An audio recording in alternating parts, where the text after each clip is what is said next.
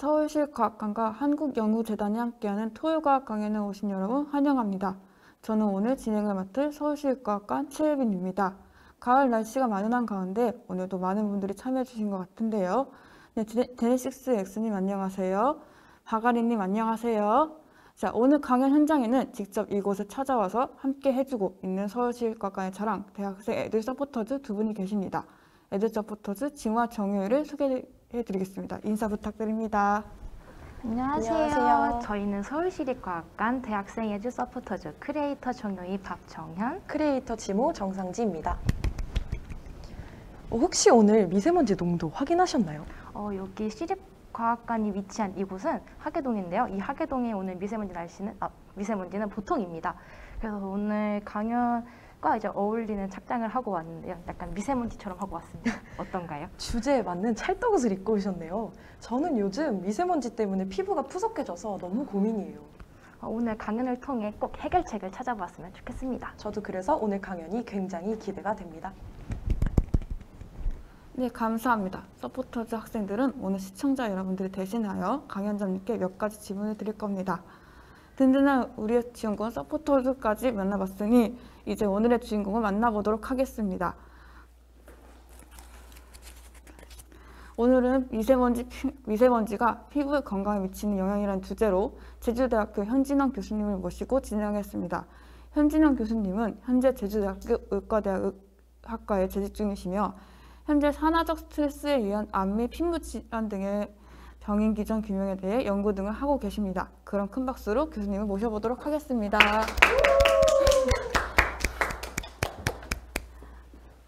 네, 안녕하세요. 네, 반갑습니다. 네, 교수님 정말 반갑습니다. 시청자 여러분들께 인사 한번 부탁드립니다. 네, 안녕하세요. 방금 소개받은 제주대학교 의과대학에 재직 중인 현진원입니다. 이렇게 제가 여러분들께 미세먼지와 피부 건강에 대해서 강연을 할 수 있어서 영광입니다. 네, 감사합니다. 교수님, 호흡기에 대한 미세먼지 내용은 들어봤지만 오늘 강연해 주신 피부에 관한 내용은 처음 접해보는데요. 미세먼지가 피부에도 영향을 주었다니 저는 정말 흥미롭게 강의 내용을 봤는데 이번 강의에 대해서 괜찮으실까요? 예. 사실 이제 많은 분들이 그 미세먼지 하면 그 호흡기에 이제 영향을 많이 줄 거라고 생각을 하고 있는데 사실 피부에도 많은 유해한 영향을 줍니다. 그래서 제가 어떻게 해서 미세먼지가 피부에 대해서 영향을 미치는지를 연구하게 된 계기라든지 제가 이제 그 연구한 결과들을 이 시간에 간단하게 또 발표를 하겠습니다. 네, 감사합니다. 그러면 이제 강연을 시작해 봐야겠죠? 강연이 진행되는 중에도 교수님과 제가 채팅창을 확인할 수 있으니까요. 시청자 여러분들께서는 활발한 리액션 그리고 다양한 질문 많이 남겨주시면 좋겠습니다. 그러면 강연을 시작해 보도록 할까요? 네, 오늘 이제 제가 여러분께 소개할 내용은요, 미세먼지가 피부 건강에 어떠한 영향을 나타내는가에 대해서 이제 말씀드리겠습니다. 오늘 내용은 크게 이제 목차를 제가 4개로 준비를 했고요. 첫 번째가 미세먼지라는 전반적인 내용, 그리고 목차 2에서는 미세먼지와 인체 건강, 그리고 목차 3에서는 미세먼지와 그 피부의 연구 동향에 대해서 주로 이제 제가 연구하고 있는 그러한 연구 결과들을 말씀드리겠습니다. 그리고 이제 마지막 목차에서는 그런 미세먼지가 있을 때 우리가 어떻게 건강 생활을 유지해야 되는지에 대해서 간략하게 말씀드리겠습니다. 자, 먼저 그런 미세먼지에 대해서 한번 알아보도록 하겠습니다. 우리가 미세먼지를 포함한 이 먼지라는 것은 보통 대기 중에 떠다니거나 흩날려 내려오는 그런 입자상의 물질을 정의를 하고 있습니다. 그리고 이러한 이제 미세먼지는 이러한 이제 먼지는 우리가 그 입자 크기에 따라서 총 부유 먼지와 그 미세먼지로 이렇게 또 세분화하는데요. 이 총 부유 먼지는 보통 그 지름이 50 마이크로미터 이하를 우리가 총 부유 먼지라 하는 반면에 이보다 훨씬 사이즈가 적은 즉 10 마이크로미터 이하의 입자가 매우 작은 먼지를 우리가 미세먼지로 세분화하고 있습니다. 그래서 우리가 미세먼지를 영어로 이야기하면 이제 particulate matter라고 그러고 우리가 보통 PM이라고 이렇게 이제 약어로 이야기를 하고 있습니다. 근데 이제 이러한 미세먼지가 왜 이렇게 우리 사회적인 이슈가 되고 있느냐 하면 2013년도에 그 세계보건기구 즉 WHO에서 미세먼지를 일군 즉 발암물질로 분류를 하였습니다. 그리고 이러한 미세먼지는 또한 그 입자 크기에 따라서 우리가 PM10, PM2.5, PM0.1로 이렇게 나누고 있는데 보통 우리가 그 해변에 고운 죄송합니다.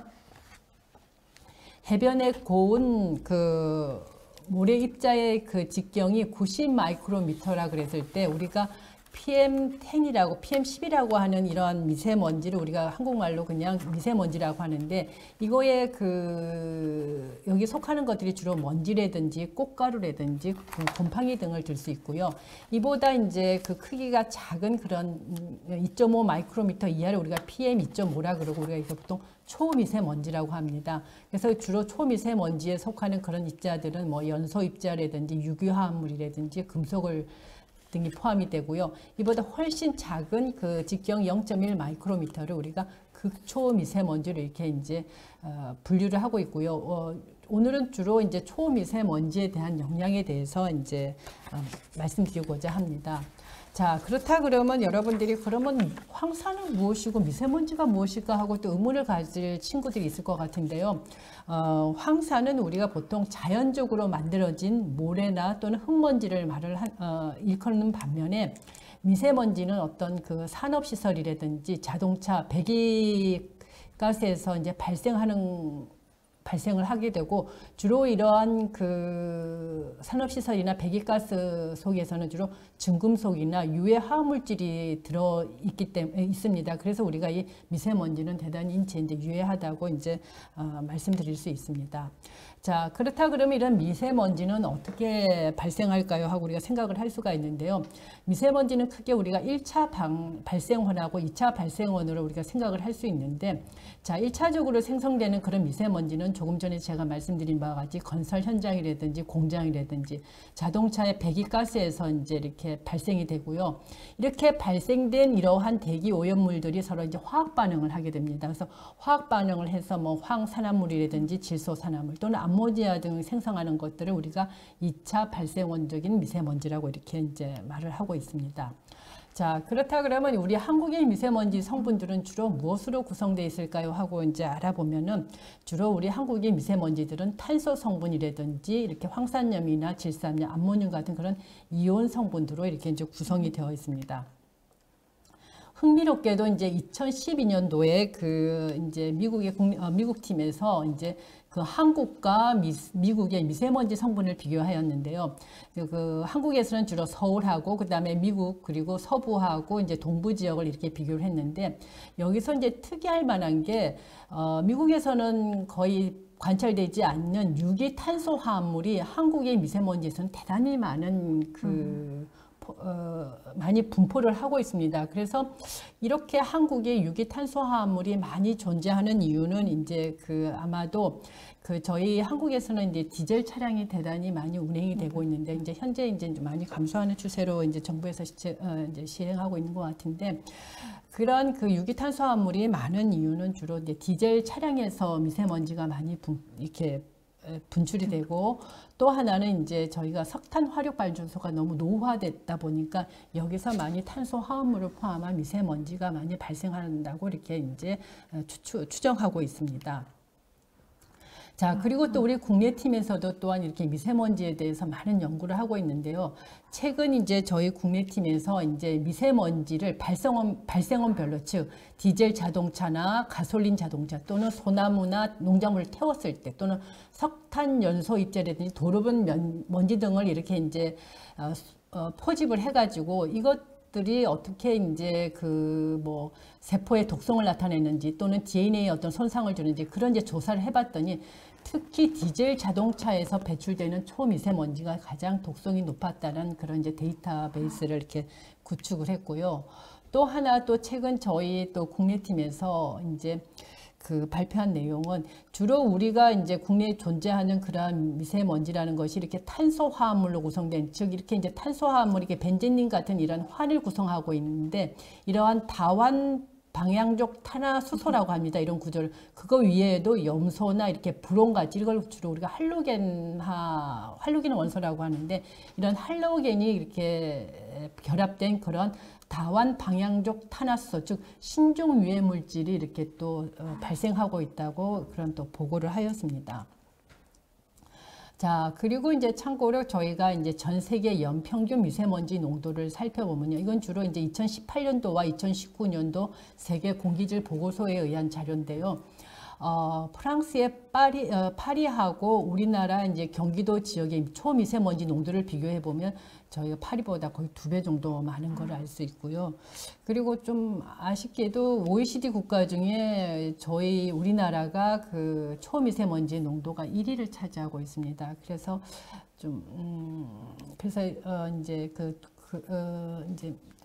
그래서 아무래도 사회적인 이슈가 돼서 여러 이제 기사에서 이제 우리나라의 초미세먼지에 대한 이런 이제 유해한 그러한 영향에 대해서 이제 보고를 계속 이제 보고가 되고 있습니다. 그리고 2018년도에 제가 이제 그 JTBC의 보도 자료를 제가 한번 소개를 시키겠는데요. 이때 이 타이틀이 뭐였냐면 이제 그 한반도에 있는 우리 그 초미세먼지가 더 작아지고 독해진다는 이슈로 이렇게 보도를 했는데 이 의미가 뭐냐면 아까 제가 이제 그 미세먼지를 입자별로 미세먼지, 초미세먼지, 극세미세먼지라고 이렇게 대별을 했는데 이 내용은 이제 더 작아진다는 거는 즉 이제 미세먼지의 그 분포가 가장 사이즈가 큰 PM10보다는 점점 그 사이즈가 더 작은 PM2.5의 비율이 높아지고 있다는 겁니다. 그래서 이게 우리나라의 미세먼지의 사이즈가 점점 작아진다는 것이고, 그 다음에 독해진다라는 의미는 뭐냐면 이거는 이제 미세먼지의 크기에 따른 폐분포 상태인데, 미세먼지 사이즈가 비교적 큰 그런 PM10 같은 경우는 여기 그림에 기관지 부분에 이렇게 분포가 되는 반면에 사이즈가 더 적은 PM2.5 같은 경우는 폐 상부 조직에 이렇게 주로 침착하게 되고, 더 사이즈가 작은 PM1 같은 경우는 이렇게 하부 조직에 침착이 됩니다.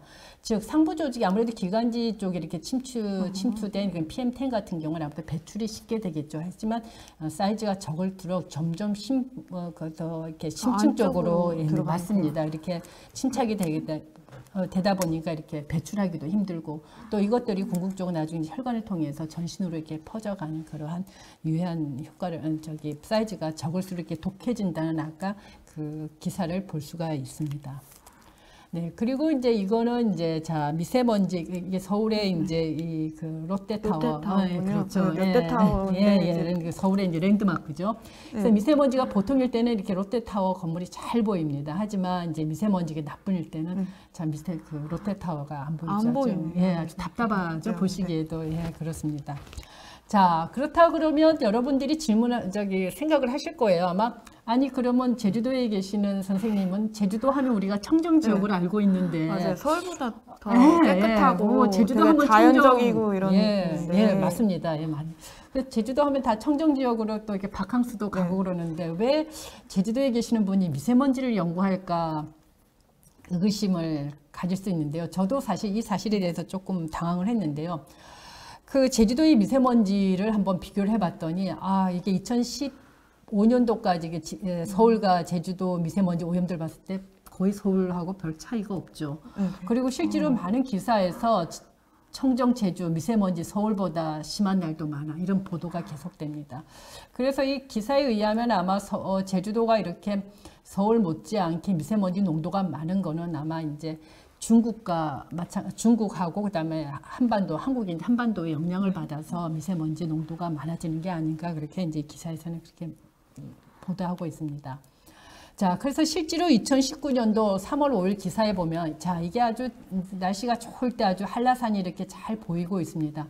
하지만 미세먼지가 나쁨이었을 때 한라산이 안 보입니다. 아까 이제 서울의 랜드마크인 서울타워, 롯데타워가 안 보이는 거와 마찬가지죠. 제주도에서도 랜드마크인 한라산이 안 보이는 그런 현상이 나오는 거예요. 맞습니다. 그래서 실제로 이제 3월 5일 날은 실제로 제주에 사상 처음으로 미세먼지 비상 저감 조치를 내려서 차량 이부제를 실시하기도 하였습니다. 네.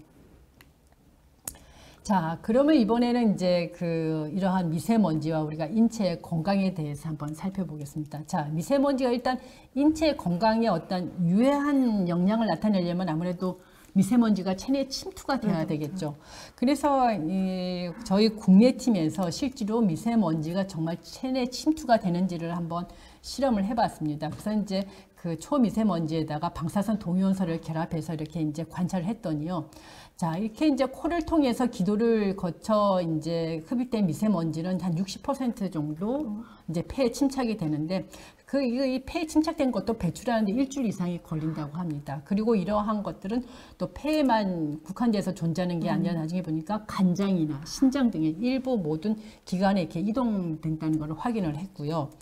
또 이제 이 국제적으로는 이제 중국 팀에서 이러한 미세먼지가 우리 국내 팀의 연구와 마찬가지로 이 폐에 이렇게 존재할 뿐만 아니라 또 폐포 주위에는 혈관이 많습니다. 그래서 혈관을 침투해서 여러 장기에 이렇게 침투하고 있다는 거를 이렇게 이제 보고를 하였습니다. 네, 그렇다 그러면 이제 미세먼지가 실제로 체내에 침투한다는 걸 저희가 이제 알 수 있겠죠. 자, 그럼 이렇게 이제 미세먼지가 결국은 이제 인체에 어떤 영향을 미치는지를 이렇게 살펴보면 거의 다 전신에 영향을 미친다고 할 수가 있는데요. 자, 이 미세먼지 입자는 매우 작아서 코나 구강이나 기관지에 걸러지지가 않습니다. 그러다 보니까 눈이나 코 부분에는 알레르기성 결막염이라든지 각막염이라든지 비염을 일으킬 수 있고요. 기관지나 폐는 뭐 기관지염, 폐기종, 천식, 또 폐포를 손상시킬 수 있고 또 심혈관 질환은 주로 폐포를 통해서 혈관에 침투되기 때문에 협심증이나 부정맥이나 뇌졸중을 일으킬 수 있다고 보고가 되어 있습니다. 그 다음에 이런 또 미세먼지는 피부의 모공을 통해서 침투가 되기 때문에 피부 노화라든지 뭐 피부 염증이라든지 또 탈모까지 유발시킨다는 그런 이제 보고가 있습니다. 미세먼지가 되게 많은 인체에 되게 해를 끼치고 있는 거네요. 네, 그렇다고 할 수 있습니다. 네. 네. 그죠. 그럼 이쯤에서 우리 에듀 서포트 학생들이 질문이 있을 것 같은데 한번 들어보도록 하겠습니다. 네, 첫 번째 사전 질문입니다. 애플민트님이 질문해 주셨는데요. 미세먼지가 심한 날 어떻게 세안을 하면 좋을지 여쭤보셨습니다. 예, 뭐 아무래도 세수는 깔끔하게 해야 되겠죠. 근데 아주 저 같은 경우는 미세먼지가 아주 심한 날은 이제 뭐 나쁜 날이라고 할 수가 있겠죠. 그런 날은 이제 저는 주로 집에 와서 세안뿐만 아니라 머리까지 다, 왜냐면 아까도 봤지만 뭐 피부 세포를 통해서 모공을 통해서도 미세먼지가 충분히 들어오니까 저는 주로 이제 머리까지 닦아는 샤워를 합니다. 그래서 저도 그거를 추천하고 싶습니다. 네. 네, 다음 사전 질문은 저의 사전 질문인데요. 요즘 건강을 신경 쓰는 현대인들이 취미나 체력 관리를 위해 운동을 하는 경우가 많아졌는데요. 미세먼지가 많은 날에는 밖에서 운동을 자제한다면 집안에서 운동을 했을 때 환기를 해야 하는지 궁금합니다. 이제 뭐 미세먼지가 나쁜 날은 아무래도 이제 외부 활동을 자제해야 되고요. 실제로 이제 실내에서 미세먼지가 나쁜 날 실내에서 운동을 한다 그러면 창문 열어서 환기를 하면 안 되겠죠. 이제 미세먼지가 집 안으로 들어오니까. 그래서 그때 환기를 할 때 이제 그때 운동을 한다 그러면은 이제 아무래도 운동하다 보면 또 먼지가 나올 수 있으니까 뭐 일단은 먼저 물걸레로 실내를 청소를 하고 공기청정기를 이제 이렇게 가동시키면서 운동을 하는 게 바람직하지 않을까 생각합니다. 아무튼 창문을 여는 거는 좀 자제하고 싶습니다. 네. 미세먼지 심한 날에는 창문을 열지 않고 그냥 집 안에서 청소를 하시면서 있는 걸로 하고 그럼 우리 서포터즈 질문과 정유의 좋은 질문까지 소화해봤고요. 다시 강연으로 돌아가 보겠습니다. 네. 네, 이번에는 이제 그 미세먼지와 피부 연구 동향에 대해서 말씀드리려고 하는데요. 이제 이건 주로 이제 제가 왜 미세먼지를 대상으로 해서 피부를 대상해서 실험을 하는지를 제가 이제 말씀을 드리고 또 제 연구 결과에 대해서 이제 말씀드리고자 합니다. 자, 제가 이제 이렇게 2017년도 됐을 때 이제 많은 매스컴에서 이제 우리나라 미세먼지에 대한 어떤 그 사회적인 이슈가 많이 지면에 많이 보도가 됐습니다. 그래서 제가 이제 주로 하는 연구가 이제 아까도 그 진행자분께서 저의 연구에 대해서 말씀하셨는데 주로 제가 이제 그 피부 질환에 대해서 좀 연구를 하고 있었고요. 주로 이제 피부에 대해서는 주로 이제 자외선이나 중금속이나 어떤 외부적인 독성 물질이 어떻게 피부에 어떤 영향을 미치는지 그런 이제 연구를 하고 있었을 때였습니다. 그래서 근데 이제 그때 이제 2017년도에 이제 국내에서 우리나라도 미세먼지로부터 이제 위협을 받고 있다라는 그런 이제 보도가 계속 오면서 그러면은 한번 미세먼지를 연구를 해볼까 하고 이제 생각을 했고, 일단 이제 연구를 하겠다 생각하면 이제 이 연구가 우리나라에서 얼마나 돼 있는지를 먼저 동향을 살펴보는 게 먼저 첫 번째 우선이겠죠. 그래서 제가 먼저 이렇게 이제 그 설문조사 내용을 한번 봤더니 이렇게 미세먼지가 이렇게 건강 인식에 이제 어떻게 인체에 영향을 미칠 수 있는가 하고 이제 설문조사 내용 중에 대부분 미세먼지가 호흡기 질환에 대부분 영향을 미칠 것이라는 그런 이제 설문조사가 대부분이었고요. 실제로 이렇게 이제 우리나라 국내의 많은 우수 연구진들이 미세먼지에 대한 연구 동향을 살펴보았더니 대단히 호흡계가 거의 뭐 이렇게 보다시피 뭐 80, 90% 이상을 차지하죠. 거의 피부는 없었습니다. 그러니까 거의 미세먼지 하면 거의 호흡기 쪽을 많이 생각하시는 예, 거니까. 맞습니다. 근데 저는 그래도 피부를 연구할 만한 가치가 있다고 생각한 게 사실 우리 기관 중에 가장 큰 분포를 차지하고 있는 기관이 피부입니다. 그래서 분명히 이제 그 미세먼지가 피부에 영향을 미칠 거라고 이제 제가 생각을 했고, 또 제가 이제 그동안 피부를 연구했기 때문에 제가 갑자기 피부 연구하던 사람이 호흡기 연구할 수는 없으니까 내가 가지고 있는 거를 잘 살리자. 그래서 이제 피부를 대상으로 연구를 하게 됐고요.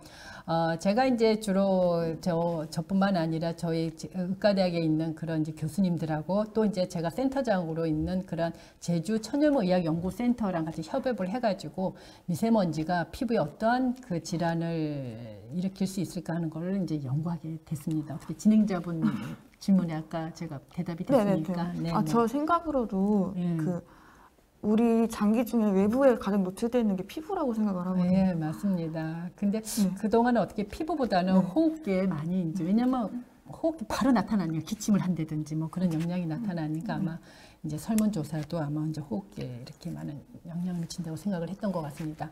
자, 그러면서 이제 또 흥미로운 거는요.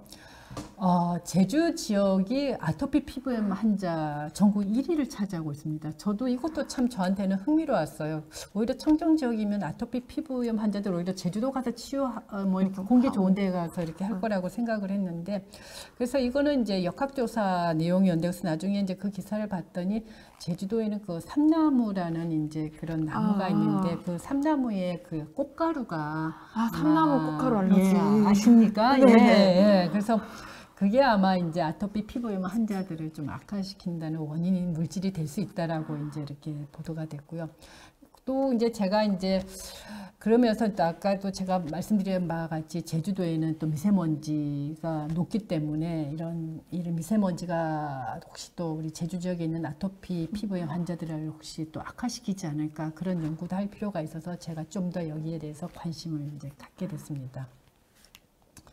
네, 그래서 이제 그러면서 이제 제가 또 여기 국내 그 미세먼지가 피부에 어떤 영향을 나타내는 어떤 홍보 자료들이 있는지를 이렇게 봤을 때, 네, 이렇게 이제 2016년도부터 이제 미세먼지가 피부에 치명적 영향을 나타낼 수 있다라는 이렇게 이제 언론 보고가 돼 있었고요. 2018년도 이제 SBS 그 뉴스에서 내가 타이틀 따왔는데, 실제로 이제 미세먼지가 피부에 이제 이렇게 특히 모낭을 통해서 침투해가지고 이제 피부 노화를 앞당긴다는 그러한 그 독일 팀의 그 연구 결과를 통해서 이렇게 이제 보도를 했습니다. 근데 이렇게 제가 이렇게 이제 이런 자료를 모으는 과정에서 주로 이제 이런 어떤 현상학적인 것, 주로 역학조사에 의한 것이 역학조사에 의한 발표 자료들이 주로 많았고, 정확히 이렇게 미세먼지가 피부 손상을 어떻게 나타내는지 그러한 어떤 메커니즘에 대해서는 규명이 되어 있지 않았습니다. 그래서 제가 이제 저희 연구팀에서 그럼 이러한 손상 메커니즘을 한번 밝혀보자라고 저희가 2017년도부터 이제 연구를 하기 시작했죠. 그래서 처음 제가 이제 질문한 것이, 그럼 과연 정말 미세먼지가 피부 세포를 침투할 것인가? 그리고 피부 세포를 침투해서 정말 그 피부 손상을 유도하겠는가를 이제 이끌어내면서 그 중간 단계로 이제 그렇게 미세먼지가 피부 세포를 피부에 어떤 손상을 줄 때 활성산소종을 생성을 해서 이렇게 피부 손상을 유도하겠는가를 제가 이제 초점을 맞췄고요. 여기서 제가 갑자기 활성산소종이 왜 나왔을까 하고 이제 여러 친구들이 많이 궁금해할 텐데, 사실 제가 아까 또 진행자분께서 저를 소개했지만 제가 주로 활성산소종이 과다하게 많은 상태를 우리가 보통 산화적인 스트레스라고 합니다. 그래서 제가 주로 산화적인 스트레스를 연구하는 사람이 연구자이다 보니까 활성산소종에 초점을 맞춰서 이제 연구를 하게 되었습니다.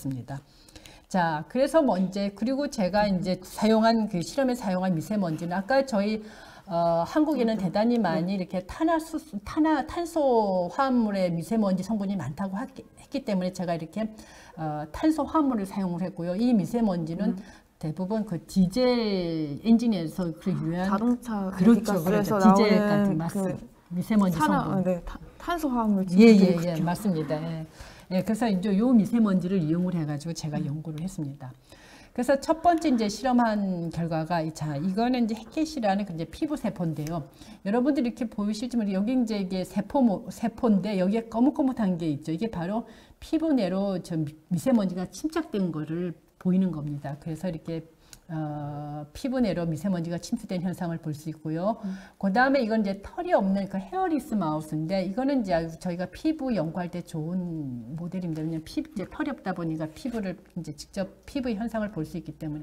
그래서 저희가 이제 이런 헤어리스 마우스에다가 미세먼지를 처리를 하고 나서 이제 이 마우스의 어떤 그 세포를 관찰했더니 그 세포 내에 있는 뭐 미토콘드리아가 팽창돼 있다든지, 또는 칼슘의 그 저장고를 알려주는 소포체가 팽창돼 있다든지, 또는 라이소좀 기관 중에 하나는 라이소좀에 과다 생성돼 있다. 또 어떤 이런 세포 내에 있는 이런 소기관들의 어떤 기능이 좀 비이상적으로 이렇게 형태학적으로 존재한다는 걸 저희가 이제 관찰을 했습니다.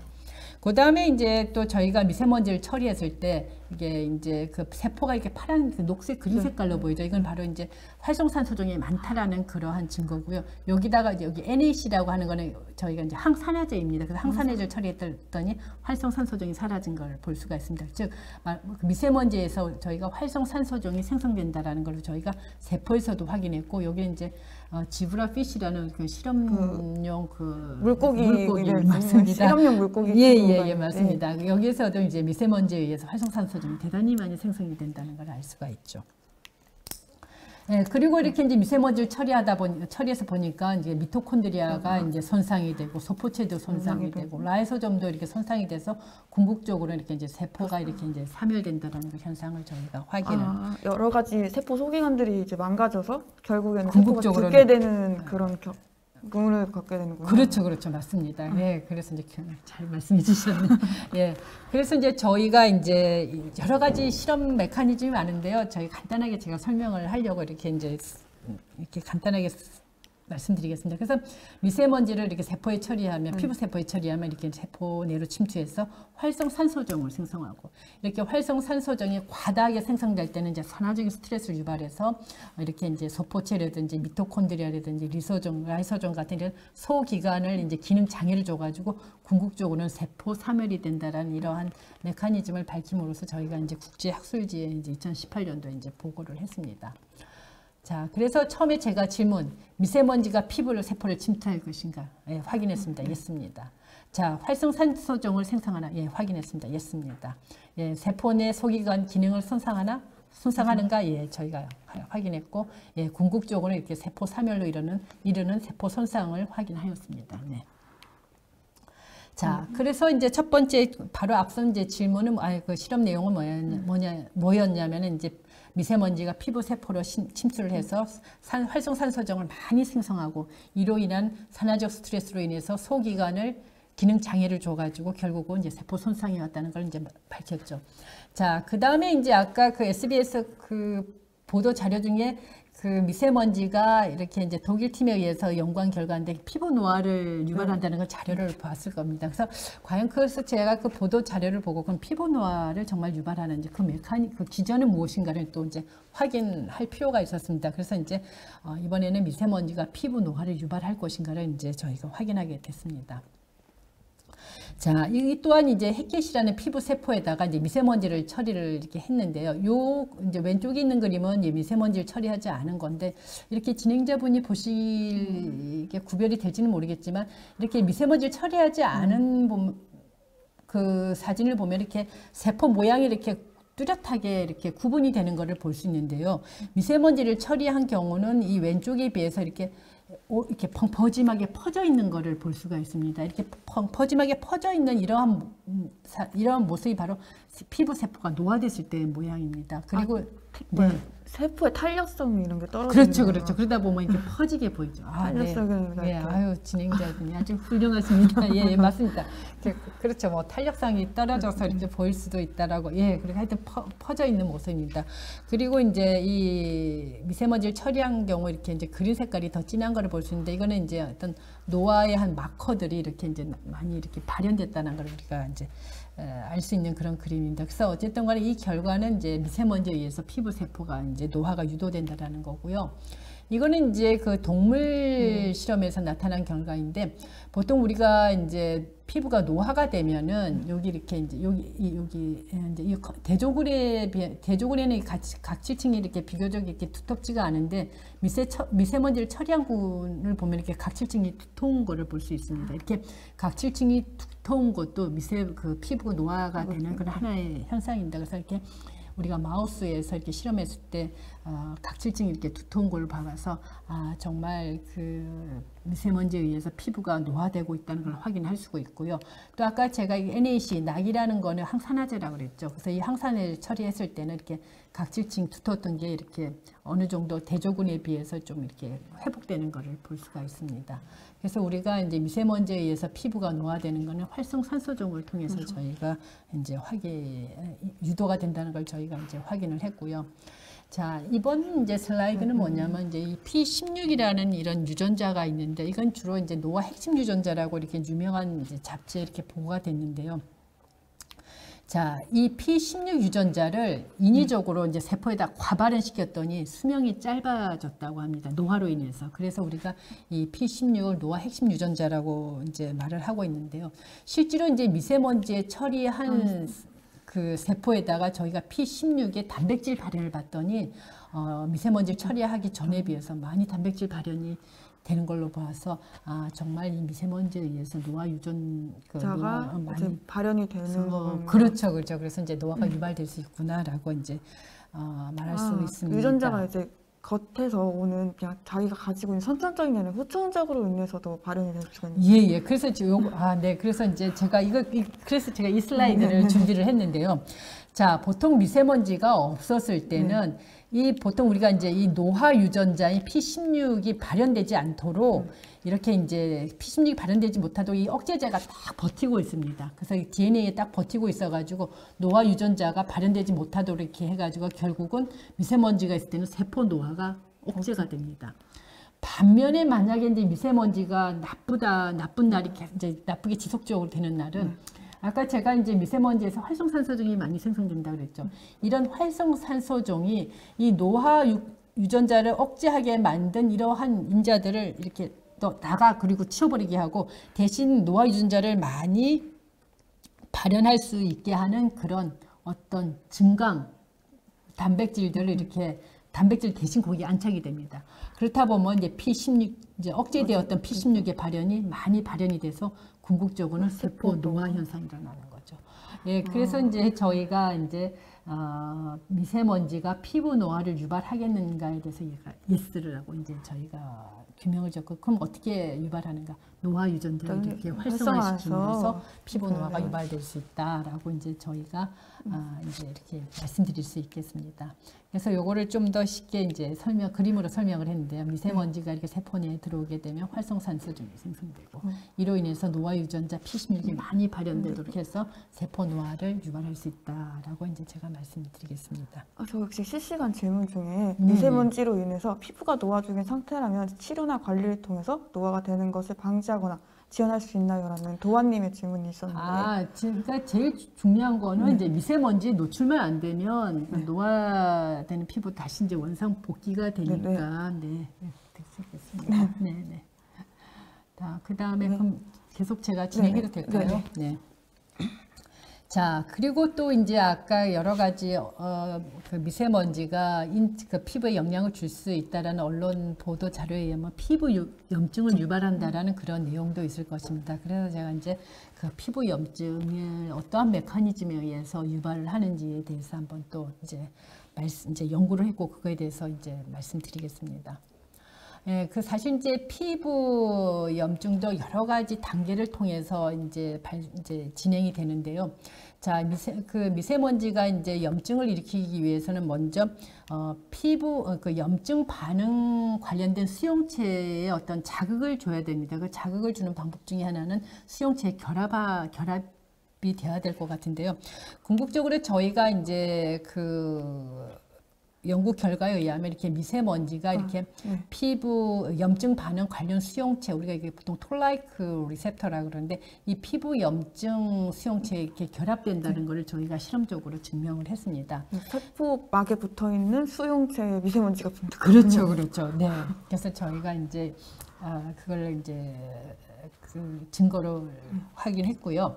그 다음에 이렇게 이제 그래서 금방 이제 진행자님께서 하신 바와 같이 이렇게 세포막에 이렇게 이제 염증 관련된 이런 수용체들이 많이 이렇게 분포가 되어 있습니다. 여기에 이제 미세먼지가 이렇게 결합된다는 걸 아까 붙는 걸 확인을 하셨고, 그 다음에 실제로 이제 염증이 일어나려면 이렇게 여러 가지 염증 관련된 이렇게 신호 전달 경로를 통해서 이제 염증 관련된 물질들이 만들어지는데요. 이건 너무 복잡하니까 제가 이제 설명을 이제 그냥 지나가겠습니다. 그래서 어쨌든 간에 저희가 이제 연구한 결과에 의하면 미세먼지가 이제 그 염증 관련된 수용체에 결합을 해가지고 염증 경로를 거치는데 주로 이렇게 활성산소전과 NF-카팝이라는 그런 어떤 이제 염증 경로를 통한다는 걸 저희가 확인을 했고요.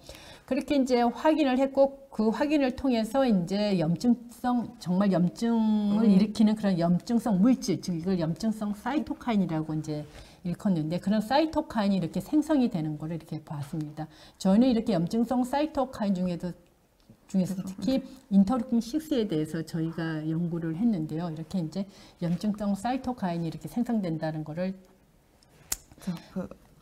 밝혔습니다. 예, 뭐 혹시 사이토카인이 요즘 코로나 때문에 되게 이슈가 사이토카인 폭풍 이런 식으로 맞죠, 스토밍 그런 식으로 이슈가 됐었는데 옛날에 염증성 사이토카인이 이제 사이토카인이 세포랑 세포 사이의 전달 물질로 저는 알고 있는데 그게 맞는 건지 아니면 저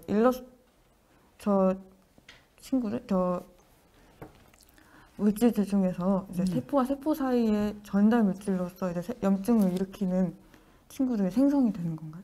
그러니까 이제 그 세포 자체가 이제 예를 들어서 이제 IL6 같은 거를 이제 분비를 하게 되면 그거에 따라서 또 염증성 세포들이 모여들고 그때 이제 IL6 그 자체의 작용에 의해서 염증 반응이 일어나고 여러 가지 이제 복합적으로 반응이 네.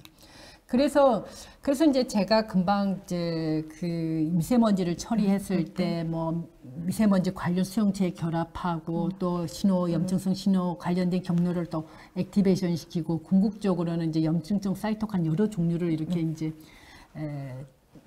물질이 많이 생긴다는 거를 제 연구 결과를 가지고 이제 제가 이제 피부과 이제 임상 선생님한테 이제 이 연구 결과를 보였어요. 이제 이런 결과가 나왔는데 어떻게 생각하시냐고 그랬더니 피부과 선생님이 보시더니 너무 흥미로운 결과라고 그러면서 실질적으로 미세먼지가 나쁜 날이 지속적으로 이렇게 일주일 정도 계속 나쁜 날로 지속되는 경우는 대단히 아토피 피부염 환자들이 많이 내원을 한다고 합니다. 그렇다 보면은 어떻게 보면 이제 이 선생님도 그럼 미세먼지와 아토피 피부염 병변 간에 무슨 연관성이 있을까라고 생각은 했지만 어떤 과학적인 증거를 내세우지 못했죠. 근데 이제 제 결과를 보면서 이거 재밌을 것 같다. 이걸 이제 아토피 피부염에 한번 우리가 적용을 한번 해보자라고 이제 해서 이제 한번 해보게 했습니다. 그래서 이제 피부염 환자를 대상으로 이제 실험을 할 수가 없기 때문에 이제 저희가 이제 생각한 게 이제 아토피 피부염 마우스를 가지고 실험을 해보기로 했습니다. 자, 이 마우스는 뭐냐면 우리가 보통 프레이키 테일 마우스라고도 하는데 자, 여기 보면 이제 필라그린이라는 요 글자가 보일 거예요. 자, 이 필라그린이라는 단백질은 뭐냐면 우리의 피부를 보호해주는 그런 피부 장벽을 역할을 하는 그런 단백질입니다. 근데 이 아토피 피부염 마우스 같은 경우는 이 필라그린을 만드는 유전자가 이제 돌연변이 되어 있기 때문에 이 필라그린을 못 만들게 됩니다. 그래서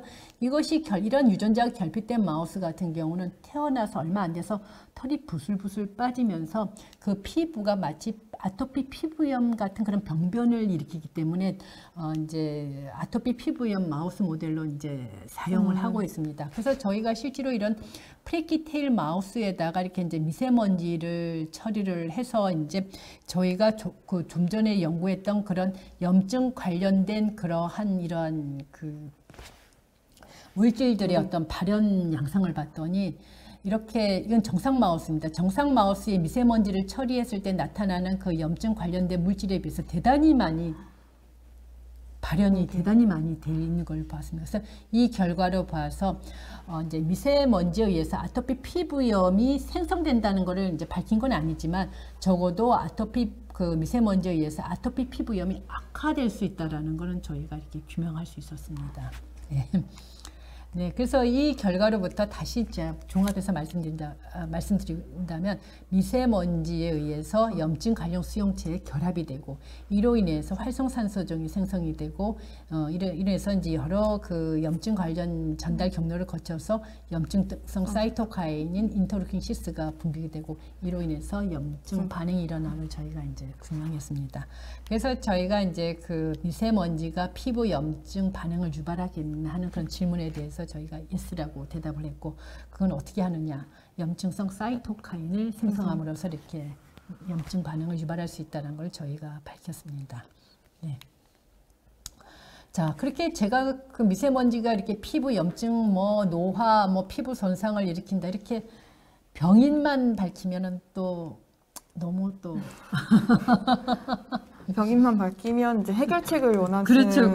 그런 해결책도 그래서 이제 원하시는 분들이 있어가지고 맞습니다. 저희 과학자들이 해야 될 일이 그 원인도 밝히는 게 제일 중요하고 그다음에 그 원인에 대해서 우리가 어떻게 예방이나 또는 어떻게 치료할 것인가 그런 어떤 방지책을 마련하는 것도 저희 과학자들이 할 역할이라고 생각을 합니다. 그래서 이제 제가 이러한 병인에 대해서 이제 어떻게 방어를 할 것인가를 이제 강구하게 됐고요.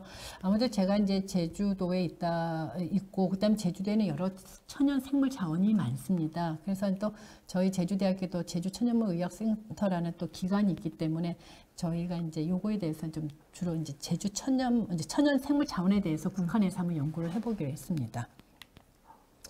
예, 그래서 이제 잠깐 이제 소개를 하면 저희 제주도에는 뭐 이렇게 뭐 제주도에 서식하는 자생 생물류가 이렇게 혹시 진행자분께서는 혹시 아시는 뭐 이렇게 식물명이 있나요? 다 생소. 저 감태도 들어봤고. 감태 들어보셨구나. 미역 친구들도 그러시구나. 제가 제주도를 가본 적이 있는데 구상나무도 봤고. 그러셨군요. 예, 그래서 이제 이게 이제 주로 제주도에 서식하는 이제 천연 자생 생물이고요.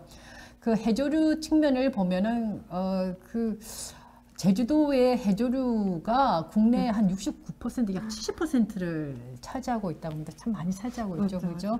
근데 이렇게 이제 다양하게 이렇게 제주도에 이렇게 이제 해조류가 많은데 이제 그렇기 때문에 이제 이런 걸 잘 활용할 필요가 있다고 합니다. 그래서 이제 아무래도 제가 이제 역시 내가 하는 이 연구에 이렇게 제주 자생 생물 자원을 혹시 활용할 수 있을까 하고 이제 그 강구책도 하고요. 실제로 이제 많이 연구를 하려고 하고 있습니다. 그래서 그 중에 하나가 이제 제주도에서 이제 이렇게 존재하는 그런 폐라는 해조류를 가지고 이제 제 연구 시스템에 이제 그 활용을 해봤는데요.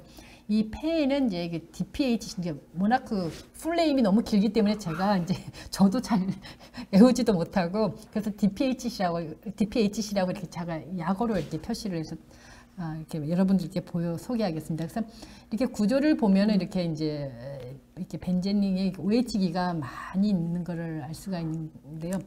개인적으로 이렇게 보통 이렇게 OH기가 이렇게 벤제닌이 이렇게 많다 그러면 이게 이제 항산화 역할을 하는 그러한 우리가 이제 과학기로 이제 많이 알려져 있습니다.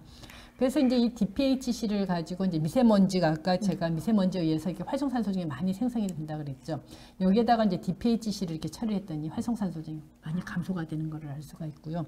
실제로 이제 감소하다 보니까 아까 미세먼지 처리했을 때 미토콘드리아라든지 라이소좀, 뭐 소포체들이 기능 장애가 일어났는데 그것들이 어느 정도 이렇게 회복이 돼서 결국은 세포 사멸이 어느 정도 억제되는 것을 저희가 확인을 했습니다. 그래서 이제 저희 학생이 이제 이걸 이제 폐에서 분리를 해서 이제 처리를 하셨고 존재하는 그 DPHC를 이렇게 이제 처리를 해가지고 이러한 내용으로 이제 폐 성분이 피부 보호 효과를 나타낸다라는 이런 메커니즘을 구명함으로써 이제 최근에 또 이제 국제학술지에 이제 게재를 하였습니다.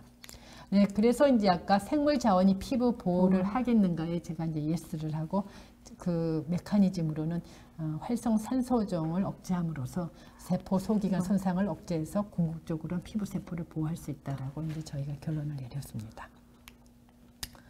네, 그 다음에 이제 마지막 목차인데 이번에는 그럼 이제 미세먼지와 건강 생활에 대해서 한번 제가 소개를 하고자 합니다. 예, 그동안 이제 저희가 2018년도에 정부에서는 이제 그 미세먼지에 대한 환경 기준을 이제 강화했습니다. 그래서 이제 강화 기준을 어느 정도까지 했냐면 뭐 미국이나 뭐 일본의 그 선진국 수준으로 이제 강화를 했고요. 그래서 이제 개정된 겁니다. 그래서 그 개정 전에는 우리가 보통이 50 이하를 보통이라 했는데 35로 강화시켰고 나쁨을 75 이하로 이제 강화시켰습니다.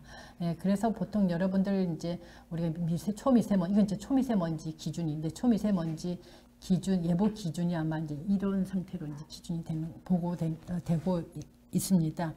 그렇다 그러면 이렇게 이제 미세먼지가 높은 날 어떻게 우리가 건강 생활을 해야 될지 수칙을 이제 환경부에서 이제 보고한 거를 제가 여러분들께 소개를 하면 자, 조금 전에 질문한 바와 같이 외출은 가급적 자제하고 그리고 장시간 실내 활동을 자제하는 게 좋겠죠. 그죠?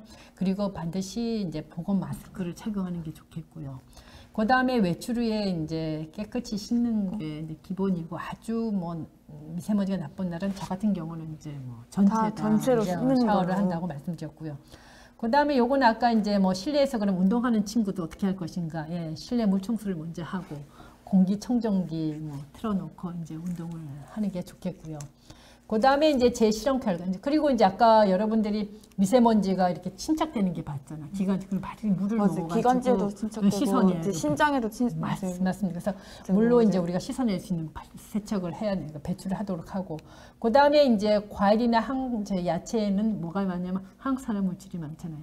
아까 제가 미세먼지에서는 활성산소종이 많이 생성이 된다고 그랬으니까 야채나 과일을 섭취함으로써 이렇게 미세먼지에 의한 이렇게 유해 작용을 억제하는 것도 괜찮을 것 같습니다.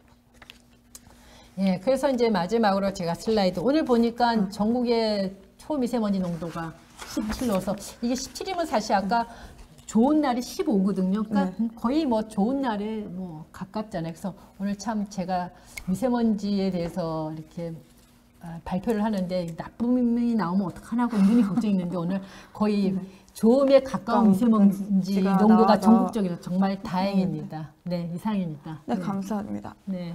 네, 좋은 강연 감사드립니다. 지금부터는 시청자 여러분들께서 채팅으로 올려주신 질문으로 무료간의 실시간 질의응답을 가져보도록 하겠습니다. 우리 서포터즈 친구들이 하나씩 골라주셔서 하시면 되겠습니다. 그 요리를 하면서 발생하는 미세먼지의 독성은 어느 정도 되는지 궁금합니다. 글쎄요. 요리를 하면서 이제 탄산수 화합물 글쎄요. 그죠. 그런 친구들도 많이 나올 거고. 예, 네.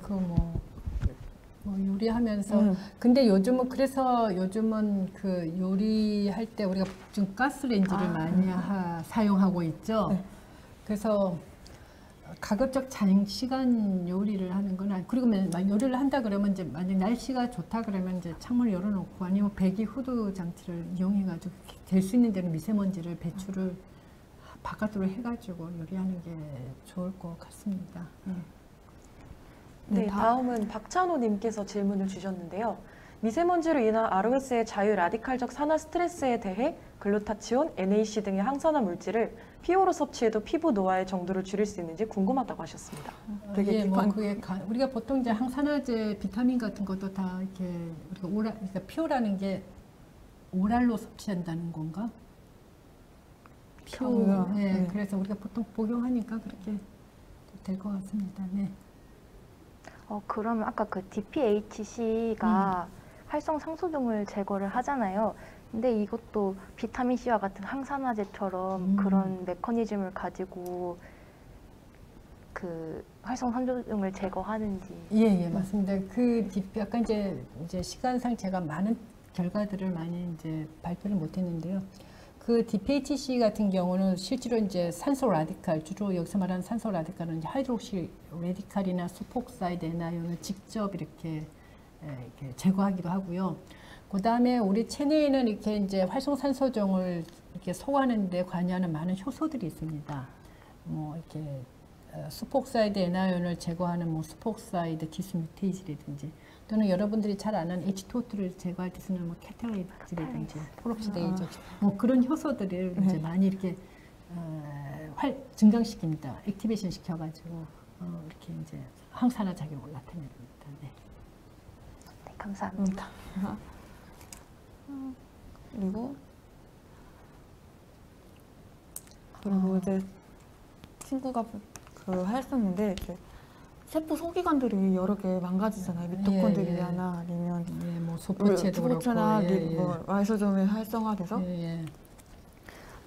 가수분해를 하는데 이제 미토콘드리아에는 저희가 이제 알기로는 세포 호흡에 관여를 하는데 만약에 막전이가 손상이 되면은 그 세포 호흡에 관해서도 많이 망가지나요? 네, 실제로 이제 미토콘드리아는 참 여러분들 잘 아시는 대단히 중요한 기관이잖아요. 먼저 우리 에너지 ATP를 생성하잖아요. 그럼 이제 미토콘드리아가 대단히 건강하게, 인택트하게 존재할 때는 미토콘드리아 안에 이제 그 사이토크롬 C라는 그러한 이제 분자가 있는데 만약에 미토콘드리아 막이 이렇게 이제 손상을 받게 되면 미토콘드리아 안에 존재해야 될 사이토크롬 C가 이제 세포질로 이렇게 나오게 됩니다. 그럼 세포질로 이렇게 나오게 되면 그때 세포질에 존재하고 있는 세포 사멸과 관계되는 여러 가지 이제 그 에이팝토조미라든지 뭐 캐스페이지 뭐 그런 이제 여러 가지 세포 사멸과 관계되는 인자들이 거기에 모여들면서 궁극적으로는 세포가 사멸을 하게 되겠죠. 그죠. 그럼 네, 조금 우리가 되게 깊은 질문일 수도 있겠지만 그래도 예.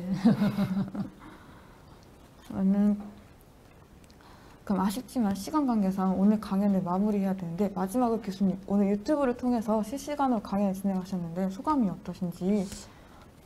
예, 이제 사실 제가 이제 사실 코로나로 인해 가지고 이제 저도 이제 이렇게 비대면 강의를 해봤지만 유튜브는 처음이다 보니까 저도 대단히 어색하고 그리고 이제 이렇게 학생들이 이렇게 있으면은 이렇게 보면서 눈동자를 보면서 이 학생이 뭐 이해를 하고 있는지 아닌지를 알 수가 있고 또 즉각적인 반응을 제가 알 수가 있는데 참 저도 어색하고 좀 떨리고 그렇습니다. 근데 하여튼 제 내용이 잘 전달이 됐으면 합니다. 네, 좋은 경험이었습니다. 네. 네, 감사합니다. 오늘 강연을 해주신 현진원 교수님께 다시 한번 큰 박수 부탁드립니다. 감사합니다. 네, 다시 한번 현장에서 좋은 질문으로 강연을 풍성하게 해준 서포터즈 진화 정유희도 고맙습니다. 마지막으로 긴 시간 동안 참여해주신 모든 분들께 감사드립니다. 토요 과학 강연은 이렇게 10월 일정을 마무리하고 11월 5일에 치과 영역에서 인공지능, 치주질환과 치과용 임플란트를 중심으로 하는 주제로 다시 찾아오겠습니다. 지금까지 신청해주신 여러분 대단히 고맙습니다. 모두 행복한 주말 보내주시고 다음 시간에 또 만나요. 안녕히 가세요. 감사합니다.